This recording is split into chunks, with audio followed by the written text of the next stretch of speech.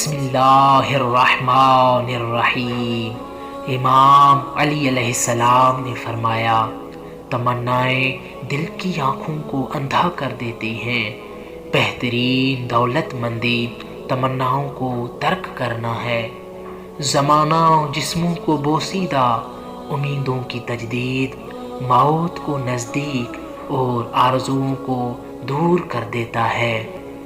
اسے پا لینے والا پریشانی میں مبتلا ہو جاتا ہے اور اس سے ہاتھ دھو لینے والا تھک جاتا ہے۔ خداوند عالم اس شخص پر رحم کرے جو کوئی اچھائی کا حکم سن کر غور کرتا ہے، ہدایت کی طرف بلاوے کے وقت اس سے قریب ہو جاتا ہے اور اپنی تمناؤں کو جھٹلاتے ہوئے صبر کو نجات کی سواری قرار دیتا ہے۔ تمناؤں پر بھروسہ کرنے سے بچے رہو، کیونکہ یہ احمقوں کی پونجی ہے۔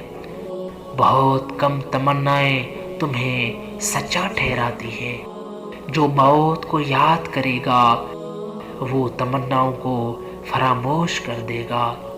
جس نے اپنے دل میں تقوی کے پودے لگائے، اس نے گویا کہ اپنے دل سے تمناؤں کے پھلوں کو توڑ پھینکا۔ جب موت آ کھڑی ہوتی ہے تب تمناؤں کی فضیحت سامنے آتی ہے۔ بہترین دوا تمناؤں کو ترک کرنا ہے۔ تمناؤں کا ماحصل تعسف یعنی افسوس ہے۔ عمر امیدوں اور تمناؤں کے درمیان ضائع ہو جاتی ہے۔ اس شخص کی تمنا پوری ہوتی ہے جو آخرت کے لیے کام کرتا ہے۔